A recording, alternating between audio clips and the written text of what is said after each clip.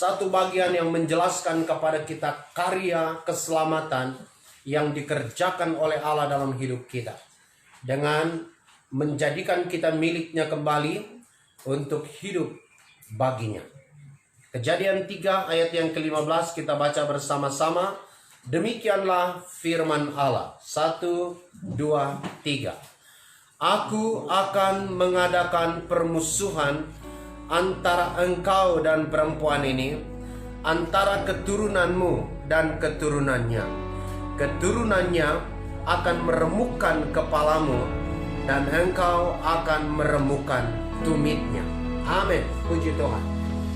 Saudara-saudara, dalam 3 pekan ini kita belajar dari tema yang sama. Dari kalimat pertama dalam ayat ini, aku akan mengadakan permusuhan antara engkau dan perempuan ini. Saya membangun sebuah tema, peliharalah permusuhan itu.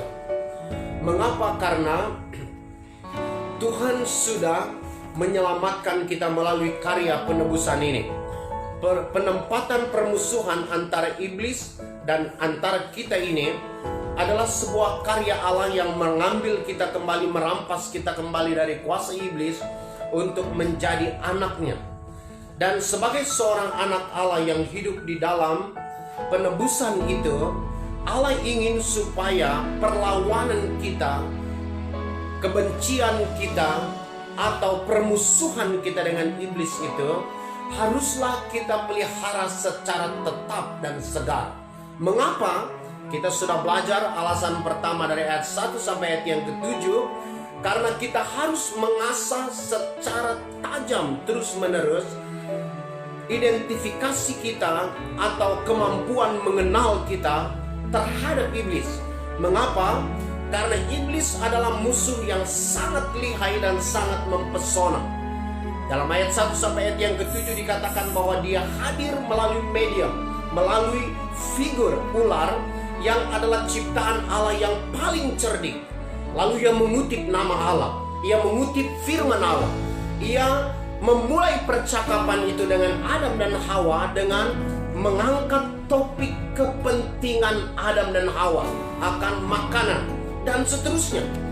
Dan sehingga saudara, karena kelihayannya hadir dan kepesonaannya yang hadir dan mengangkat topik yang menarik itu, Adam dan Hawa terpesona, lalu terberdaya, lalu mengambil buah itu sebagai bentuk perlawanan mereka kepada Allah di satu sisi, dan yang kedua sebagai ketaatan mereka kepada iblis. Saudara, dikatakan dalam penjelasan saya dalam 2 pekan yang lalu bahwa iblis selalu datang dengan keadaan yang menarik, melalui hal-hal yang kita suka, melalui hal-hal yang menarik hati kita. Lalu yang kedua saudara, dalam ayat yang ke-8 sampai dengan ayat yang ke-24, mengapa kita harus mempertahankan rasa permusuhan, rasa kebencian terhadap iblis itu secara segar setiap hari? Karena kita tahu, kemarin kita belajar dari ayat 8 sampai ayat 24, iblis tidak pernah menawarkan hasil setimpal bagi kita. Enggak pernah. Tetapi saudara, dia selalu menuntut kematian bagi kita. Kita tahu itu ketika keduanya memakan buah itu. Pertama adalah ayat yang ke-7, mereka kehilangan kemuliaan Allah. Dan mereka juga mengalami kematian secara jasmani. Lalu mereka menjadi takut terhadap Allah. Dalam ketakutan terhadap Allah itu saudara, waktu Allah berdiri di hadapan mereka, Adam dan Hawa mengangkat telunjuk mereka ke wajah Allah dan berkata, kalau bukan engkau yang membuat wanita ini ada dalam hidupku, tentulah aku masih percaya. Tetapi karena engkau berkeputusan menghadirkan dia dalam hidupku, maka ia menjadi jalur masuk dosa dalam hidup. Dan saudara, ia mempersalahkan Tuhan, ia mempersalahkan sesamanya. Seharusnya saudara, wanita itu yang diciptakan oleh Allah untuk menjadi penolongnya, untuk menjadi promotor hidupnya, untuk dapat menjadikan dia mencapai kebesaran-kebesaran yang lebih besar. Tapi hari ini saudara, dosa membuat hubungan keduanya hancur. Itulah yang terjadi pada saat ini di antara semua umat manusia. Dalam khotbah saya pekan yang lalu saya katakan bahwa saudara berbuat baik sekalipun, tidak ada jaminan orang mengapresiasi saudara. Tidak ada jaminan bahwa saudara akan mendapat kontraprestasi yang setimpal dengan kebaikan saudara. Justru kebaikan Anda mungkin saja dan sangat terbuka menjadikan Anda pusat konspirasi atau persekongkolan orang untuk menjatuhkan saudara. Dan saudara, dosa juga membuat semua semesta ini, ciptaan Allah ini, menjadi tempat yang terkutuk bagi Anda. Di dalam kesakitan wanita itu melahirkan, tanah itu menjadi terkutuk dan seterusnya. Artinya saudara, dosa itu tidak saja menghancurkan diri kita, tetapi juga ia menghancurkan hubungan kita dengan Allah, dan menghancurkan hubungan kita dengan sesama dan ekosistem kita. Dan yang paling parah adalah ketika kita belajar ayat yang ke-15a. Secara a contrario, permusuhan berarti ketika Allah meletakkan permusuhan di antara kita, itu berarti sebelumnya ada perdamaian, ada hubungan yang baik, ada hubungan yang harmoni dengan iblis.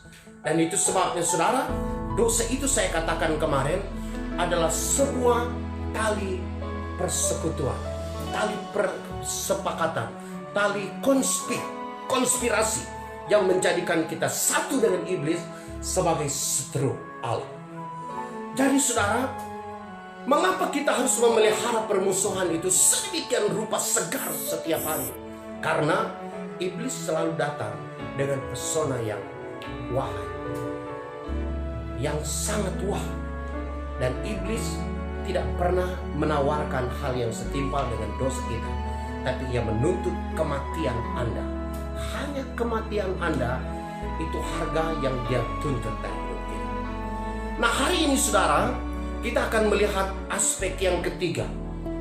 Mengapa kita harus menjaga permusuhan dengan iblis itu secara tetap.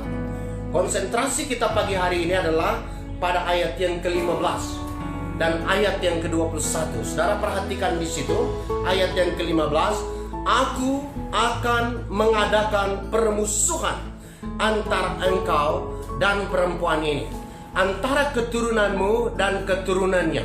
Keturunannya akan meremukkan kepalamu dan engkau akan meremukkan tumitnya. Saudara perhatikan ayat yang ke-21 juga. Di situ dikatakan, dan Tuhan Allah membuat pakaian dari kulit binatang untuk manusia dan untuk istrinya itu, lalu mengenakannya kepada mereka.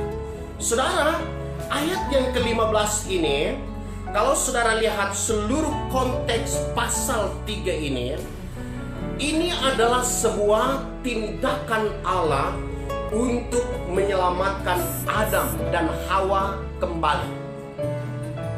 Dosa itu saya katakan tadi bahwa bukan saja menghancurkan hidup kita dengan memeloroti kita dari kemuliaan Allah, mendegradasi hidup kita dari rancangan Allah yang maha tinggi dan mulia menjadi sangat rendah dan mematikan. Tapi saudara, dosa itu mempersekutukan kita dalam hubungan yang baik dengan iblis. Jadi saudara, permusuhan ini dilakukan oleh Allah untuk menanam rasa antipati di dalam diri kita, mengambil kita dari tangan iblis dan memperbaharui hidup kita, memperbaharui hati kita, nurani kita, seluruh eksistensi kita, supaya tidak memiliki kecenderungan lagi berjalan dengan iblis. Jadi singkat kata adalah ayat 15 ini yang berkata bahwa aku akan mengadakan permusuhan di antara engkau dan perempuan ini. Ini berbicara tentang karya keselamatan Kristus bagi kita. Dan bentuk karya itu saudara dinyatakan dengan permusuhan di antara kita dengan iblis.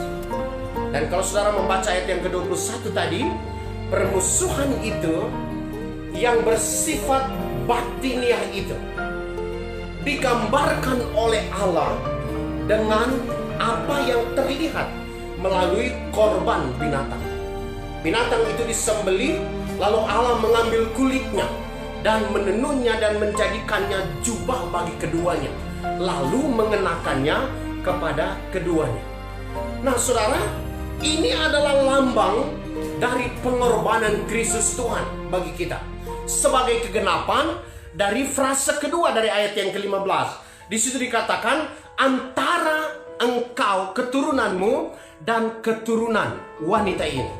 Di situ dikatakan dalam bagian akhir juga, dikatakan keturunannya akan meremukkan kepalamu. Ini bicara tentang pengorbanan Kristus di kayu salib, ribuan tahun yang akan datang dari titik Eden, dan 2000 tahun yang lalu dari titik kita hari ini, tentang pengorbanan Kristus.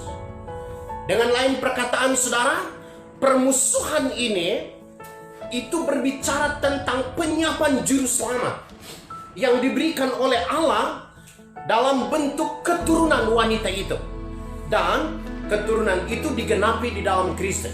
Di mana saudara bisa melihat itu? Salah satu ayat yang sangat gamblang menjelaskan penubuatan ini adalah kegenapan nubuatan ini adalah dalam Injil Matius pasal 1 ayat yang ke-16. Di situ dikatakan bahwa Yakub memperanakan Yusuf, suami Maria yang melahirkan Yesus yang disebut Kristus.